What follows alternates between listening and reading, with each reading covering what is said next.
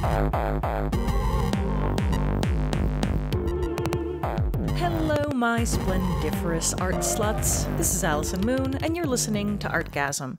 On today's episode, I have a great interview with Charlotte Hill and Megan Kent, two women who run a convention called Escapade Con, which is all about slashfic and fanfic. They were so gracious as to let me ask them a lot of naive questions about slashfic, something that I find so fascinating and yet I have very little connection to. So you get to hear me ask some really basic questions about an art form that I think is interesting, but I really don't have a footing in. So if you're interested in it as well, if you're new to the whole world of fanfic or slashfic, this might be a great way for you to learn about the kind of nuts and bolts of that art form. And if you are a veteran slashficker, you might actually enjoy this as well, because Megan and Charlotte are a real wealth of information about this art form, and it's a really fascinating discussion. But before we get to that, I had a couple things I wanted to share. First of all, holy crap, what a couple of weeks it has been. I know that I've been a raw nerve for the past couple days at least, and I have a feeling a lot of people have. Social media has been a trash fire of just stories and anger and anxieties, and it's been really hard to be a person, I think, lately. And, for me, I'm the kind of person who tends to stay pretty quiet about really big, not necessarily just political things, but just big news stories in general, mostly because I'm really sensitive to the signal to noise ratio. And I think social media, because of its tendency to amplify literally every voice, I often feel like, unless I have some sort of really new take on something or have something to say that I'm not seeing represented otherwise, I tend to just kind of hang back. It's just the way I am. But I do really appreciate everybody who's speaking out and speaking up, and particularly calling their Congress critters and sharing their stories. I want you to know that I think it's really important to do that, and I appreciate everyone for doing that. And I appreciate everybody for having these conversations offline as well, around dinner tables and, discussing with strangers, with friends. I think that's the only way these things will really change in our society, is when we start to talk face to face to one another. Again, kind of going back to the interview I did with Connor Abib in the last episode, I really think that there's a lot lost in our inability to look at each other's faces and listen to each other's tones of voices when we're having conversations about really complex things. And so while I appreciate the text and I appreciate all of the stories I'm reading, I really appreciate people who show their faces and speak up, particularly Dr. Ford, but a lot of people who are using their voices to the best of their abilities to try and get people to recognize how different the world is for different people. So to that end, I wanted to share an interesting, it's not a news story by any means, but it was a fun thing that I ran across that I wanted to share with you. So the issue of feminine rage has been very much on the top of the news cycle for a long time, and I think we're starting to see it really crest because of how unjust a lot of things feel, specifically to women or femmes or gender non-binary people, but to people who've ever been on the short end of the stick when it comes to sexuality. And that means abuse survivors, that means queers, it means a lot of different kinds of people who do not necessarily have the most power in any given dynamic. And so I think rage is a really powerful force, and I think it's something that I find often very uncomfortable to be confronted with, but that's kind of how it's supposed to work. And how this ties into art is that there was a really great list in the blog Current Affairs, currentaffairs.org, a magazine of politics and culture. The piece was ranked 10 paintings of Judith beheading Holofernes, which is great. Judith beheading Holofernes is a very, I wouldn't say common, but it's a particularly fond story for many painters to paint. It's a very evocative story. It's a biblical story, and it is a way in which to demonstrate a lot of interesting techniques as a painter, but also it's a story that is underrepresented, but I think speaks so much to not only feminine rage, and it's not the feminine rage of a woman scorned, it's the feminine rage of a woman putting herself at risk to save the lives of her people. So if you're not familiar with the story of Judith, I mean, the story that we see in the paintings is Judith basically, you can say seduce, or you can just say kind of invites herself to the tent of Holofernes, an Assyrian general. And it's on the eve of when the Assyrians are going to invade Judith's village and presumably rape and murder everyone, as armies are wont to do. So Judith, because in the Bible they speak of her beauty, she seduces Holofernes and then gets him real drunk. And when he is passed out from drink, she cuts off his head and puts it in a basket. Sometimes in the story, she's accompanied by an older servant. Sometimes she's alone. But the paintings depicted will show different versions of Judith with different versions of Holofernes' head. And in doing so, she saves her people. The Assyrians do not invade her village, and she is the savior of the day. Now, her story by itself is really interesting. The Book of Judith was part of the Bible, and then certain sects of Christianity removed it. I can only imagine why. The story itself is so evocative for a lot of different reasons. I mean, she's kind of considered to be one of the original femme fatales, right? A woman who uses her sexuality to essentially murder or hurt a man.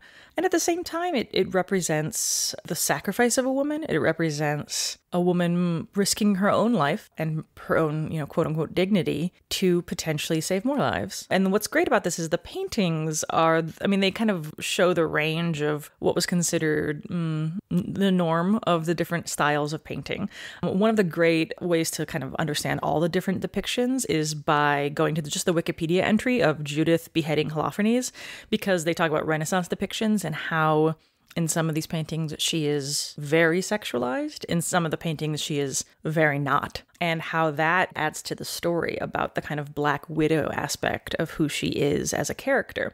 Anyway, so this current affairs piece, it has 10 different paintings of Judith, and it has a very funny analysis to all of them. And of course, the number one that it shows is by an Italian artist named Artemisia Gentileschi. Gentileschi was a badass in her own right. She was a Baroque painter who painted in the 1600s, the early 1600s, and as a woman, was able to break down a lot of different barriers, obviously at great personal cost to her often.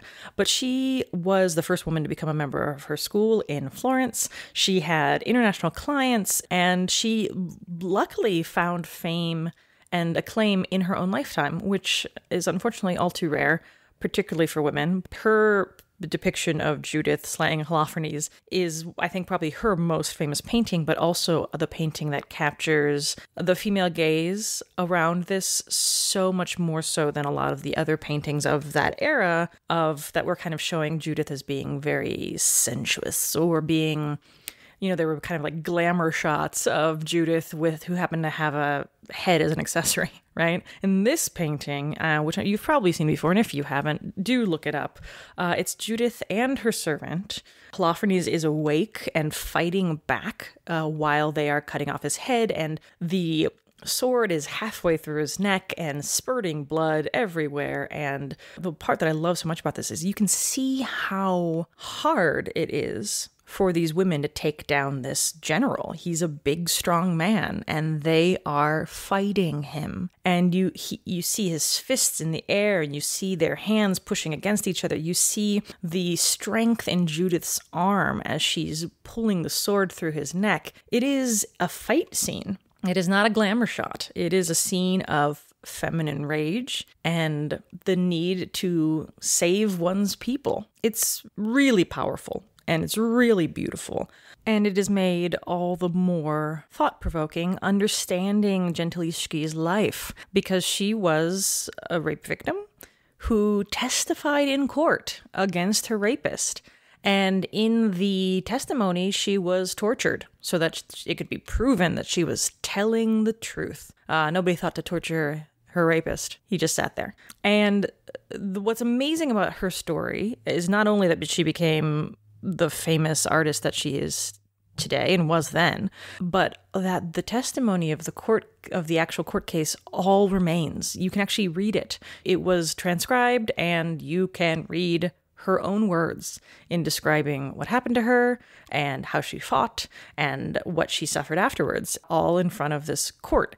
Her story is amazing. Her art is amazing. How she used her personal experiences to inform her artwork is fantastic. So do check her out. Lately, there have been a lot of pieces about her as an artist because of understanding this context of her life experience and what she had to go through, not only as somebody who survived rape, but as somebody who survived being put on the stand to have to testify, to go through the whole he said, she said situation. And this is, again, if we think it's bad now, think about 1600s Italy.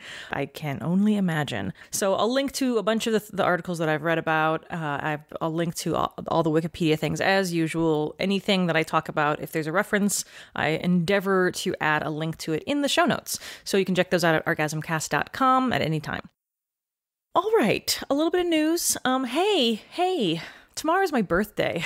So one of the best things you could do if you want to support me on my birthday, become a patron. Patreon.com/artgasm. I'm really close to $100 a month that will support getting transcripts for these podcasts so that people can read through them, find things that they're interested in better. So do consider that. I've got new episodes that will be coming out soon, specifically only for my patrons, and I always appreciate all the support that I get.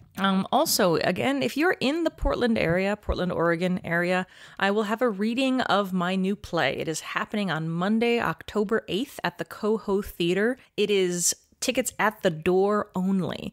So I would love if you would come out. What's really exciting about this is the first time my play is being read in front of a live audience, and I'm frackin' terrified.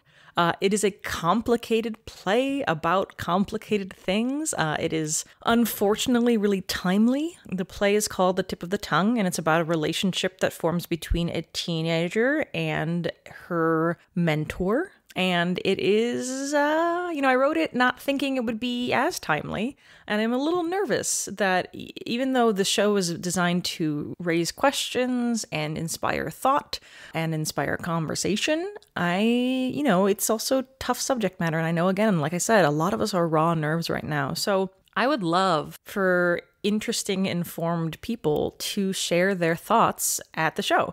It's going to be a reading with actors from Portland, and then afterwards we're going to have a half-an-hour Q&A where we ask the audience for their impressions so that I can rewrite the play in a way that makes it get better.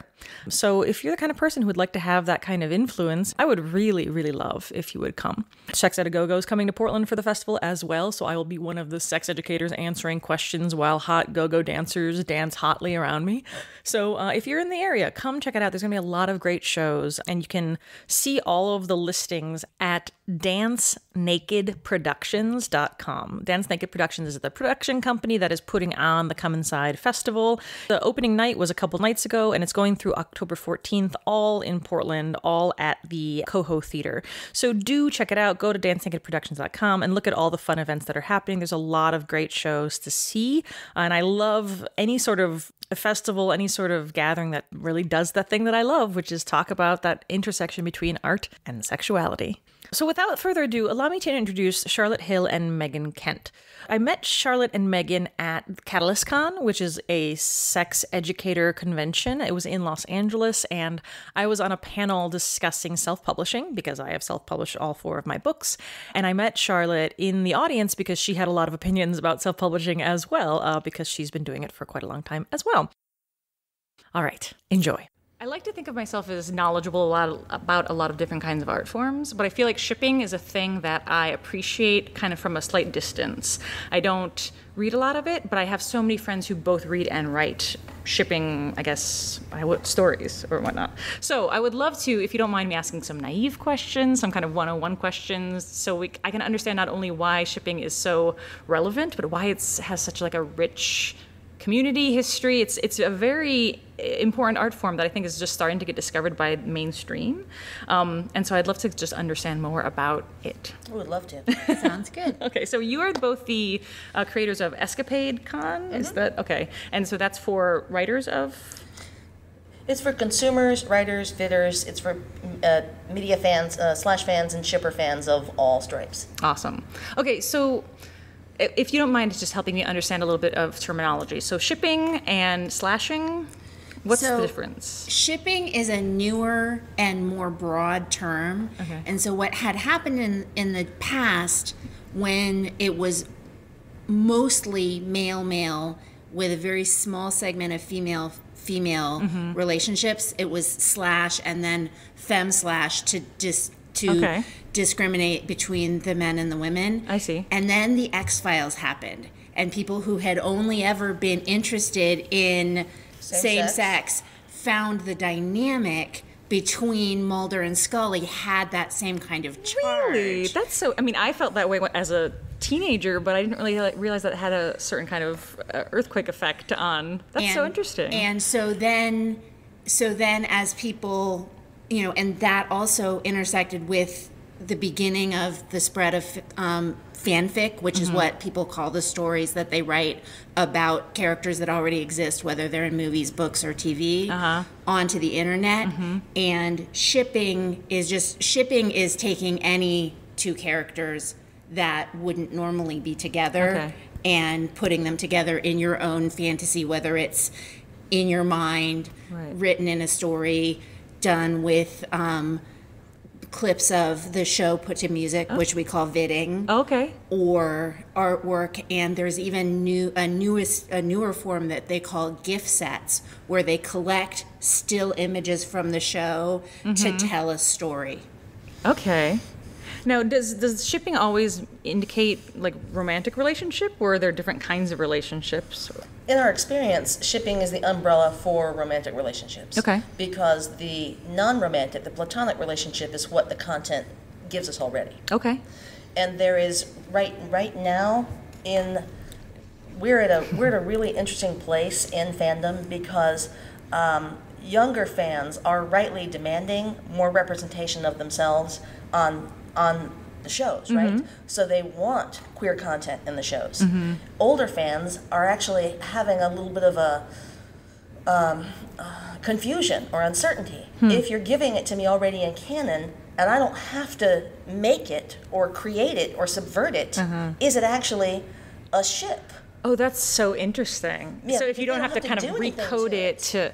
It doesn't become as special, doesn't become as yours, I guess. Yeah, there's no ownership part of it. That's so fascinating. So, like, people aren't necessarily shipping gay characters as much as they're shipping best buds or something like that. People are absolutely shipping gay characters. But it is a newer part of the shipping world. Only because gay content is such a newer part of... We just didn't have it 30 years ago. Okay. I mean, it got you kicked out of your church or fired from your job if you were a slasher 30 years ago. In Glee, where they have canonically gay characters, there is a huge body of fanfic about those canonically gay characters together. Okay. So, so people do ship canonical characters, but in the past, part of the thrill was the transgressive nature of making something that wasn't ours. And I think that still happens. Glee is a good example. You won't ever get X-rated content out of a CBS show. You're not going to get your porn. Right. You're never. Kurt and Blaine of Glee are never going to just knock it out on screen for you, right? And, it's a shame. And yeah, exactly. And you're going to get that in your slash fic. Right. I mean, I think that, in an outsider perspective, and I'm sure this is incredibly reductive, but it does kind of seem almost like a hypersexuality, right? Like I feel like there's just like, wow, like it's a hardcore porn with... Some of it is. Yeah, I mean, a lot of it is. And I feel like that's, obviously, like anything, it's the most kind of like incendiary stuff that makes it towards the mainstream. And I'm so, again, I'm so embarrassed. I don't remember the name of the Harry Potter fanfic that really made a splash at the end of 2017 because it was just so kind of... Had you heard about this at all?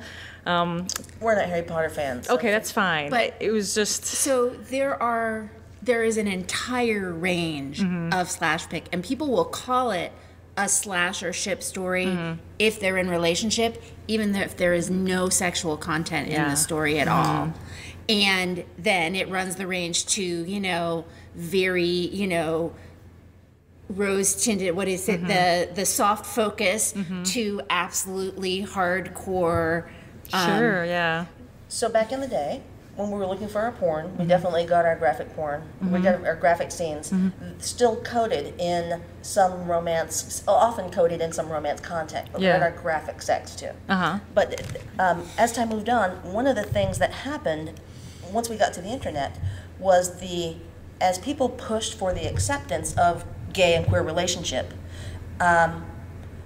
straight people wanted to say that all slash should be adult labeled as adult content.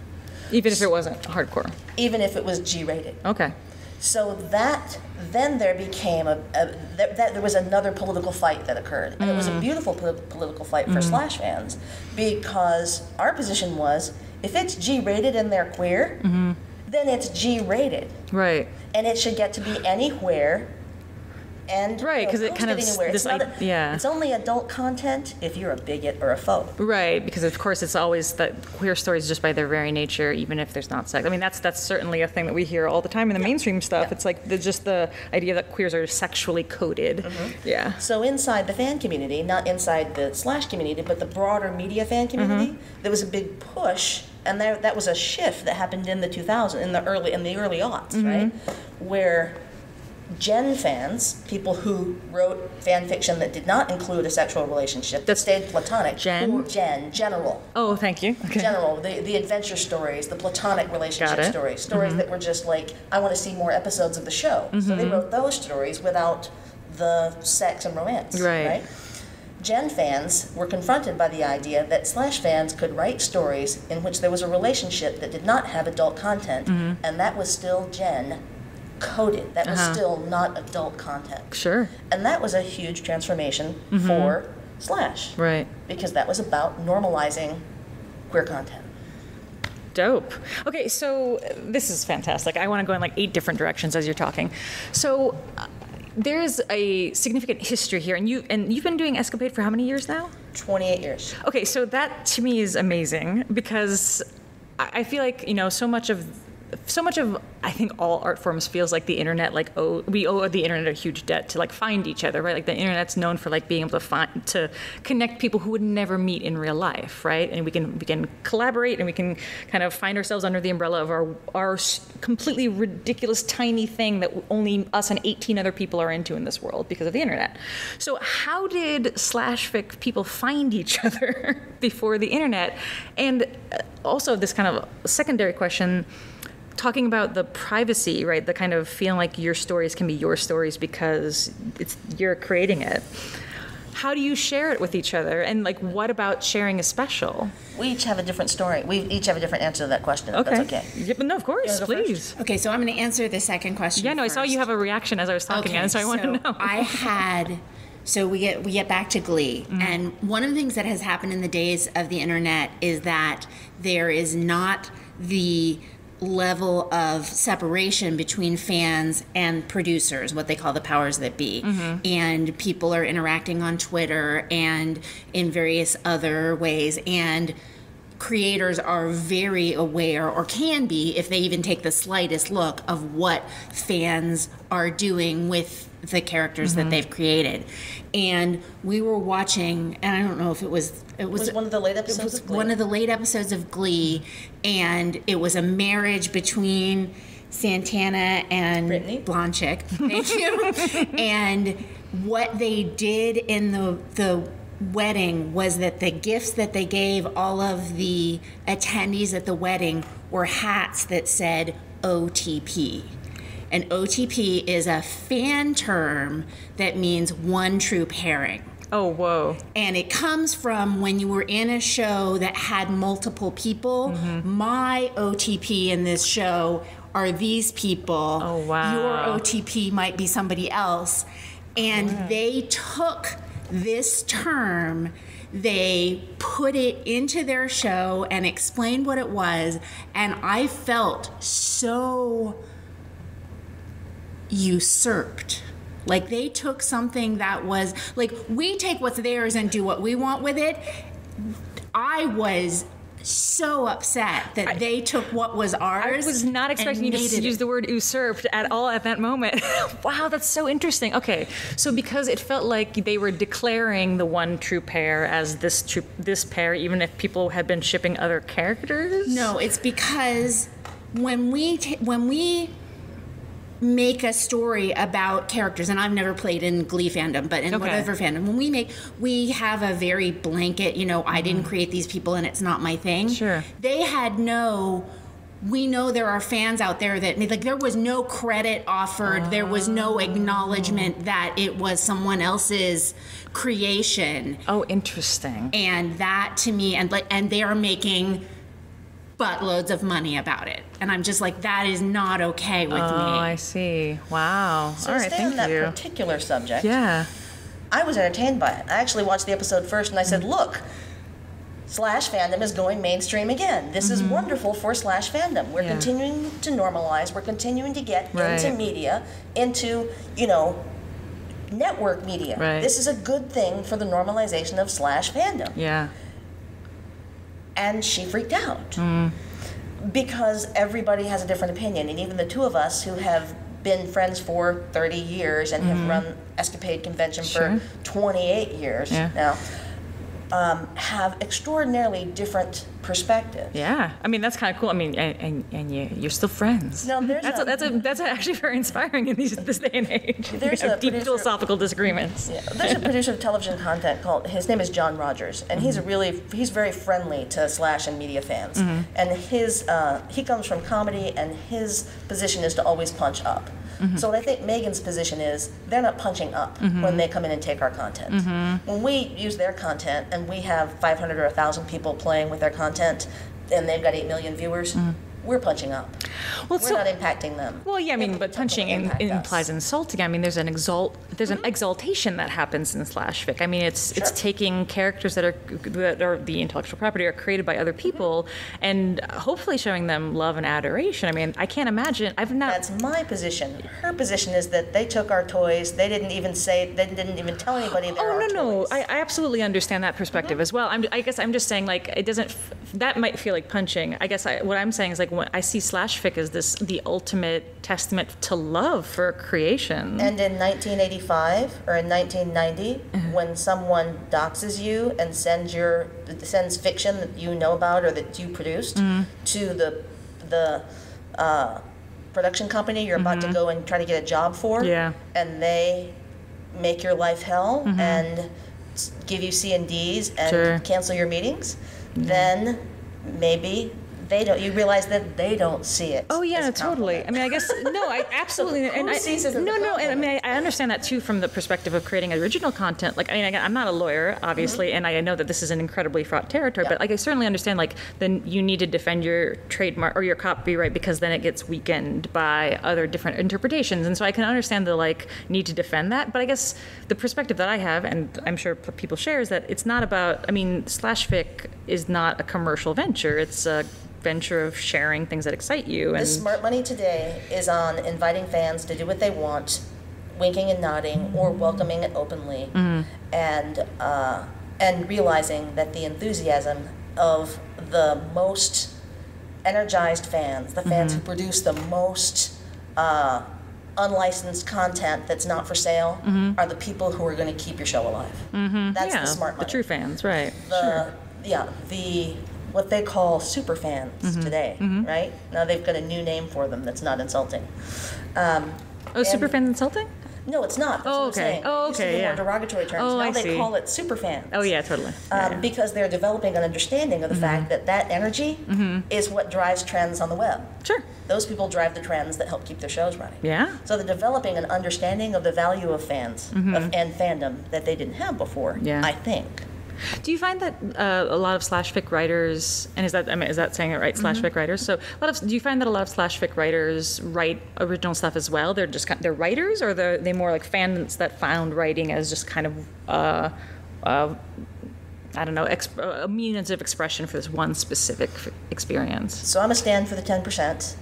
Theodore Sturgeon said Sturgeon's law is that it was a science fiction writer who said that 90% of everything is crap. It is absolutely true of fan fiction, just like it is of anything else. Sure. So many, many, many fans are out there who are just writing fan fiction for their own sort of id satisfaction to share with their friends who have the same thing going for them. 10% of fans are out there wanting to write the best piece of fan fiction they can, and some percentage of that 10% are probably also professional authors or are absolutely known professional authors who are or are not out, and some of them are writers, television writers and television producers, and movie and film writers and film producers. So what do you think is, in the stuff that you like to read, what do you look for? What is it, just really quality writing? Is it the relationship done in a different way? Like, what excites you to read? What excites me to read is emotional intensity. So there's a trope that's not specific to Slash, it's also in Gen, that's called hurt comfort, which has to do with, someone being in either physical or emotional pain, and then someone being taking care of them, and that's a dynamic. And I require a certain level of quality. I love things that are greatly written, and I will read those first, but when I want something to read, there's a level below which I will not go, but there's a middle ground where, in order to feed my need, I will read it. Awesome, thank you. That's really helpful. And that is beautifully said. For me, I love quality fiction. I love literary fiction. I like mainstream fiction. And so when I'm reading fan fiction, if I've got a new pairing or trio that I love and I am hot for, then I am reading voraciously, and I'm reading for that one wonderful, the seminal story, right? That's a very interesting use of term. It is the defining story. Yes. It is the defining of that pairing or trio or poly relationship. Right.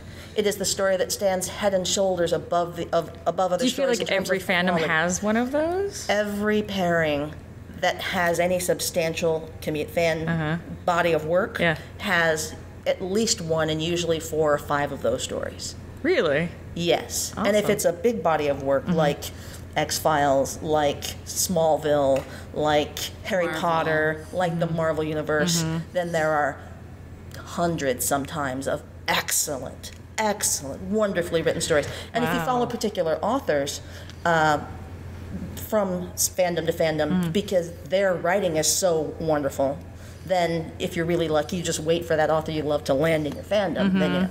So I'll read I'm looking for the great work. But what I notice is when I'm really just burning hot for this pairing or trio, the work is so good, the writing is so great. And if I come back a year later and read the same thing, then only those seminal stories are still really good. And those other stories that I thought were really great, I'm like, my editor has turned on now, and I realize that they're really only good. So I bring bringing our passion to the fanfic raises the quality in our minds during the first hot rush of love. Okay, that's awesome. And that started to make me think about so what do you think? What do you think is special about shipping characters that exist in the public consciousness already versus reading a romance novel that has these two characters that are introduced in the story and then they have really intense emotions with each other? For me, I think there's a fundamental piece of science behind this that I've always been fascinated by. Men imagine sex about people they know. Women imagine sex about people they don't know. Really? Women, I would love to hear more about that. That's fascinating. I would have to find the study. And do you mean there were studies done in the 90s, like right? imaginary men or like actors real and people. celebrities? No, okay. Real men and women. Men will fantasize about coworkers. Oh, like people in their spheres. Yes. Okay. Women will fantasize about people that they're not proximate to. Got it. So I think it is built in to media that we like knowing women like knowing the people they're fantasizing about. So when a character's built, you think you know the character, right? And you've got a body and a face attached to them, but there is no personal relationship. So there's that separation. So I think there's something in the psychology of a fictional character who is brought to life on screen that plays in really well to a feminine psyche and our nature and the way we fantasize. just based on these very few. So I read these articles after I was a Slash fan, and I thought, oh, that makes all the sense in the world. This is why guys I know who say they're happy to fantasize about people in their office, and I so rarely do. Sure. This makes perfect sense. Because real people suck. Real people suck, but real people are more of a danger to women. Yeah, of course. Especially if women are fantasizing about men. Yeah. Right? Yeah. Fascinating. So Megan, sorry. It's okay. What about you? What do you feel about that? I feel like we have, so there's not that big a difference.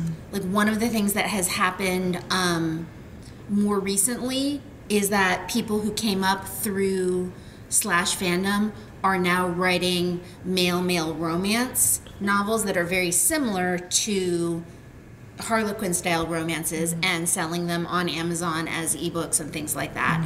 So there is a the romance novel tropes carry through, and what makes, I mean, some of the older conversation about why women are writing, the women or the fans in general who are writing Slash, is that there's a baseline lack of hierarchy between two characters of the same gender, as opposed to the built-in patriarchal structure and things like that. And so I don't think there's much difference between romance novels and Slash fiction, and it's mostly what people are liking. I think, plenty of people probably read both. Yeah. I think part of it also is just celebrity culture. It's, we're being trained, especially as Americans, we're being trained to idolize celebrity. Well, that's not nothing new. No, that's what I'm saying. Yeah. But we've been being trained to idolize celebrity for decades. The fact that there was a tipping point where we started to take control of the content and pornify it for our own, our own satisfaction makes logical sense. It just seems like a logical next step. Do you both write as well too? I'm sorry, I didn't. No, we do. Well, we did. We used to publish. Yeah, we used to publish fanzines.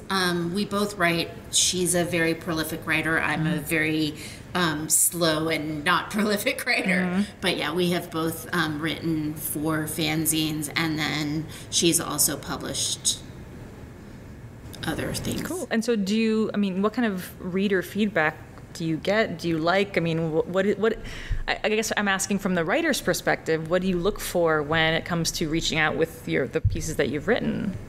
With my professional romance work, I will only say this: I have a 4.11 mean on Goodreads. Okay. And I'm really, really happy. As long as I stay above about a 3.9 for my content, I will be happy. Nice. I want people to be happy. I want people to like the work for original work. Sure. The reason that I love writing characters who are already there is because it's a different kind of game. It's like playing with Barbie dolls. Barbie doll's already there. There's a backstory already there. And the thing I love most is filling in the gaps that they didn't fill in. So I am most likely to take an episode or a scene from an episode, and in the break between a moment of eye contact or between when they broke for commercial and when they came back, write 8,000 words of what happened. So in an episode, write 20,000 words of all the things that happened in the places we didn't see. Cool. So making an episode more real, more dense, and filling in layers of subtext. That's the thing I like most, and the feedback I like most is, holy shit, I didn't know that was in the episode, but of course it was! That's my favorite feedback. What happens when you fill in the blank and people are like, that's not what happened? Do people get precious about their own fantasies in that way? I don't have that experience, but I've been writing fanfic for 30 years. And so you mean that gives you a more charitable perspective when it comes to other people's? What do you mean by the 30 years? I'm trying not to say I don't have the experience because I'm really good at it. She's very convincing. Yeah, I am very convincing. Convincing. I'm a very convincing writer. Okay. And I'm a competent writer, and I don't write fanfic that I'm not pretty passionate about. And she's also intuitive. So reading someone else's work, she will tell me, like, this is what happened. And I read the story, and it's like, that was not there. And then literally we met the author, and she's like, I think this is what was happening there. And the author's like, yeah. And I'm like... Oh, that's a huge compliment. That's amazing. Wow. So she's really good at that. The other thing I would say about feedback is that we also used to edit zines. And we came up with this diagram that's a circle of feedback. What I think most fans want in writing, what I make up that most fans want in writing, is that there's this, we call it squee, this moment of excitement, and you want to share it with someone and then get it fed back to you.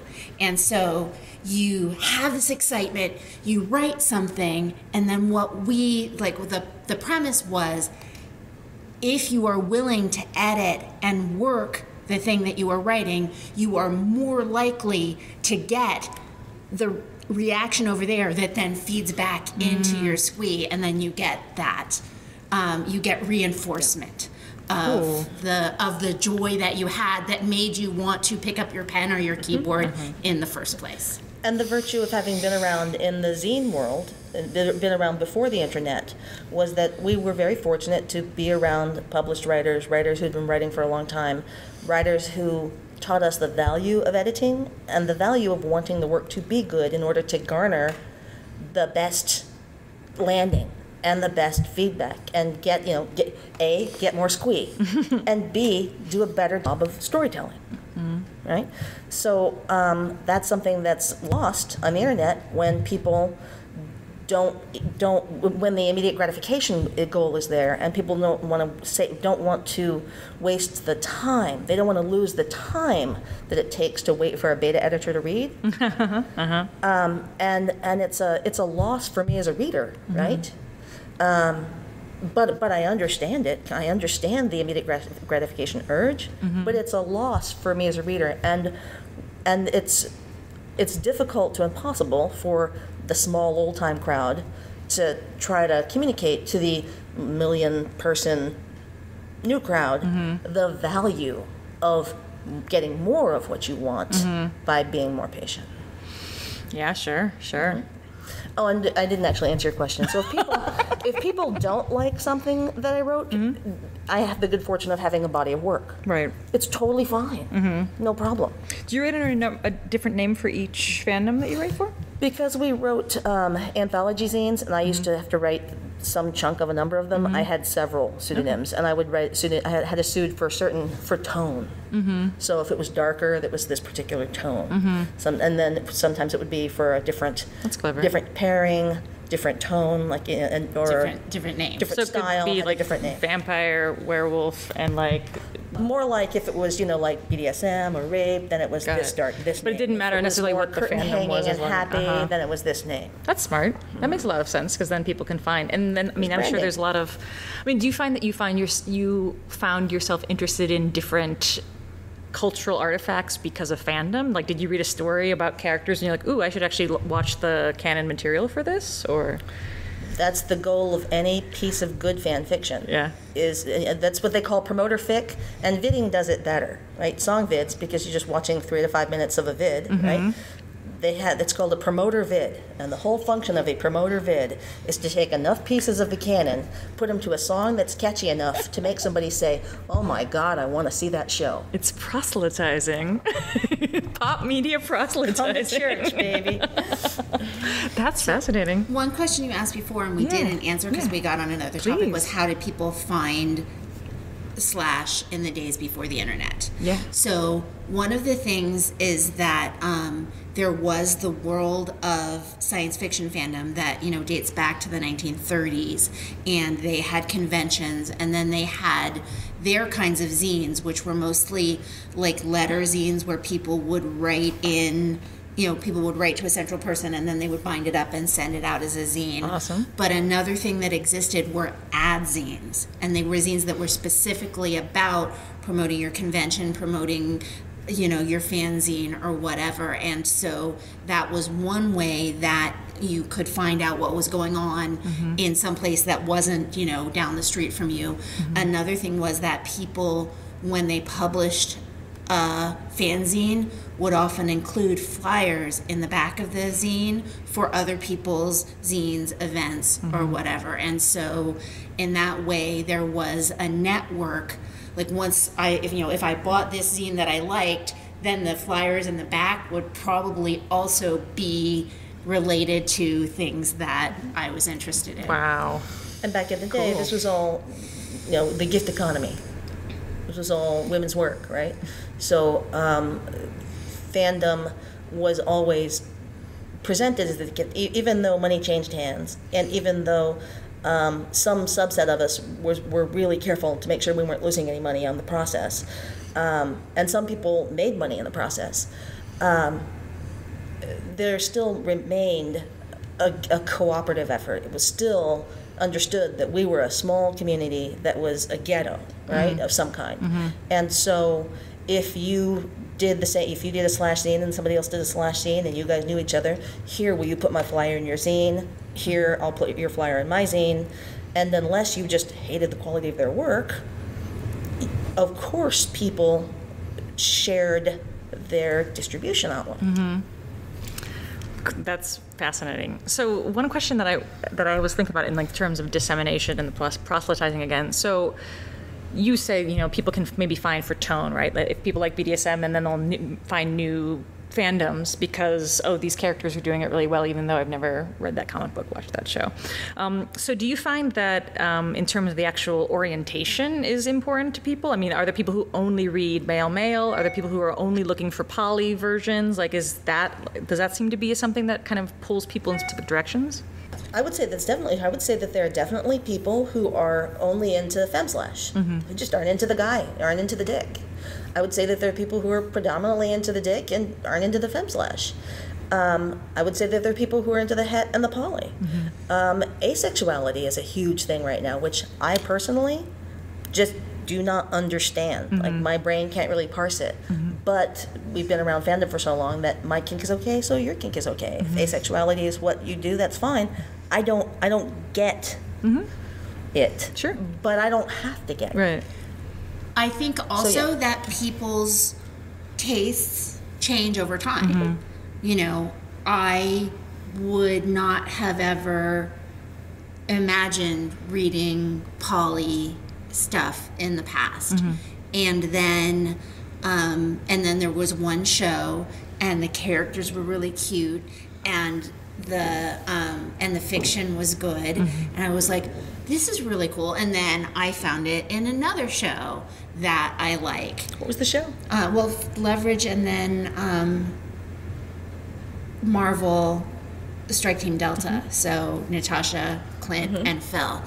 I could be there for that. That sounds good. So So I like that, but it's not my primary thing. It's not like I would, like if you think about, so there's a primary website was started by Slash fans called Archive of Our Own, and it was because Slash fiction kept getting kicked off of servers, and so the people who founded it literally said, we need an archive of our own, we need to own the servers. And the nature of it is that there are different tags and ways that you can filter the millions of stories that are now posted to this archive. So I would not say that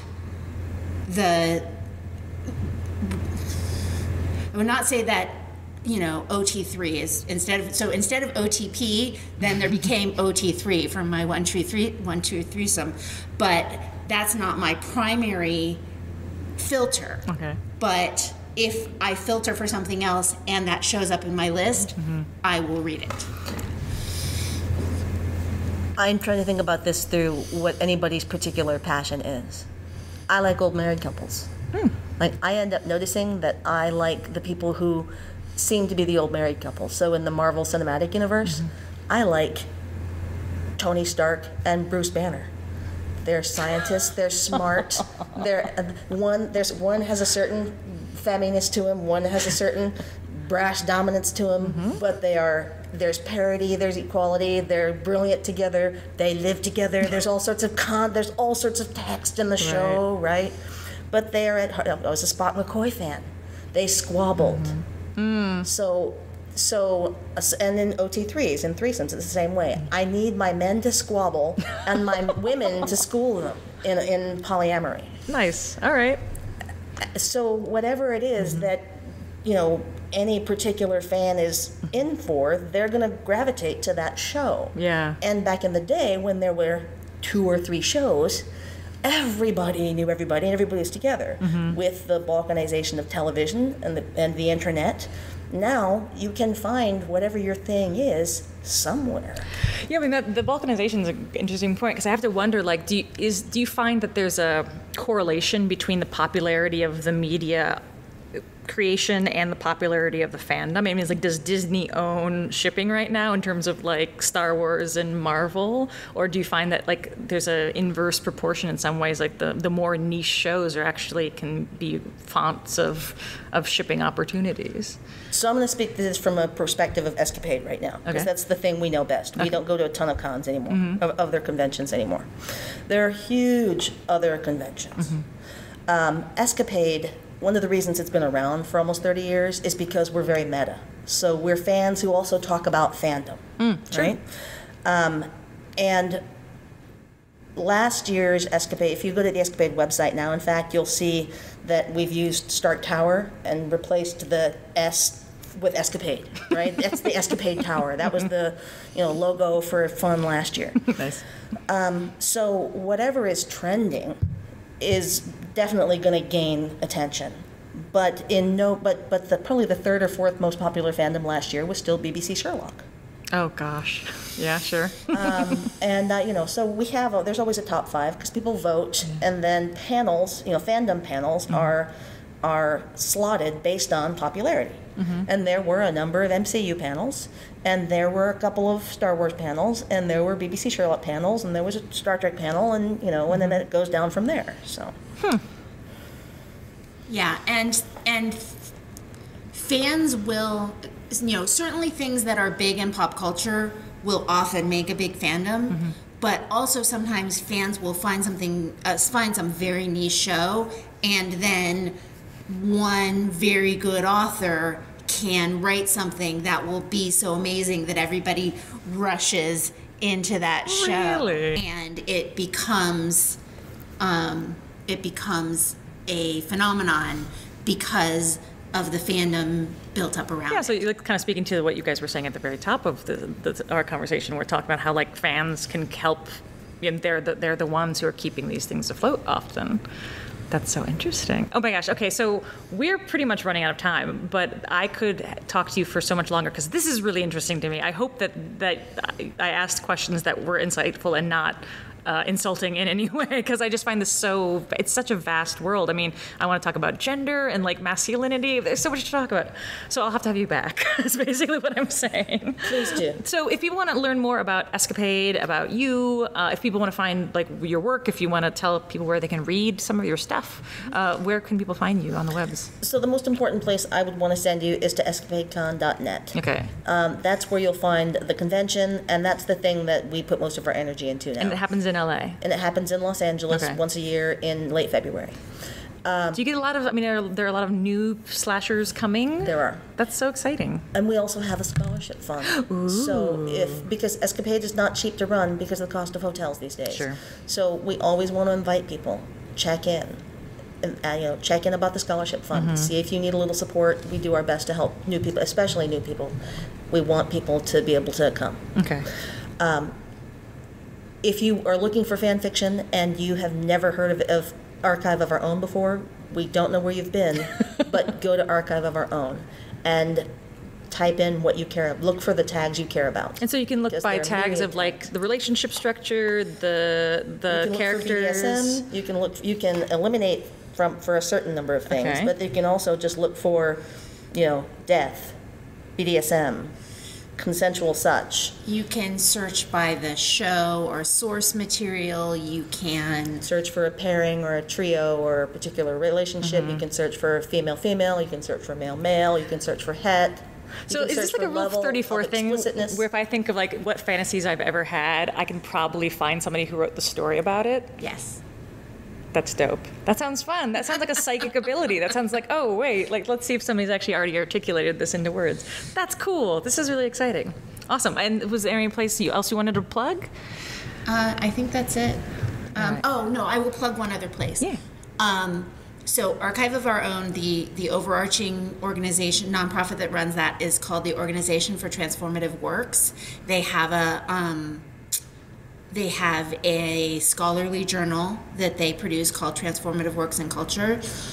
Another website that falls under the OTW is called fanlore.org.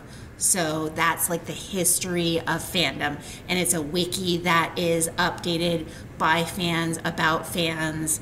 And if you want to find out things about fandom, go to fanlore.org. Could you, that fanlore.org, that's awesome. Can you tell me like what is supposedly like the oldest fandom? I mean, is there an anthropological dig happening around this? Sherlock Holmes, like original. The oldest modern fandom is Sherlock Holmes. Okay. The original, like people were writing Sherlock Holmes. Yeah, were people shipping Sherlock and Watson back then too? I don't personally know if people were shipping Sherlock Watson in the early 1900s. I do know that I have had scholars who have argued that the Greeks were, like the original shippers. Ovid was fanfic was written about original, the great Greek works. Yeah. So derivative fiction, which is all it is, has been around since fiction has been around. And the most famous thing that everybody in the modern day is going to recognize that it does not have sex in it is The Magnificent Seven. Everybody knows that the Western The Magnificent Seven is a direct takeoff of Kurosawa's The Seven Samurai. True. It's interesting because, again, raises the question, like the homage that slips into, derivative, that slips into, not like non-copyright violation, basically that kind of scale of what counts as real and what counts as not. Slash fans need to use the real names and imagine the real faces. Good to know. Of source content. Got it. Awesome. So, Thank Charlotte, you so Megan, thank you so much. This was a lovely chat. I learned a lot. This was really helpful. And now I feel like I want to go to Archive of Our Own and just start playing with things and see what I get. Enjoy. Awesome. And that is it for this week's episode of Artgasm. As always, thank you so much for joining me. Again, if you want to come see my play, it's going to be at the Coho Theater on Monday, October 8th. Tickets available only at the door. If you want to just send me some birthday wishes, feel free to do that on Twitter at HeyAllieMoon or via email at artgasmcast@gmail.com. I appreciate you for listening. Please do check out my Patreon, patreon.com/artgasm. for more fun stuff for your Artgasm ear holes. And until next time.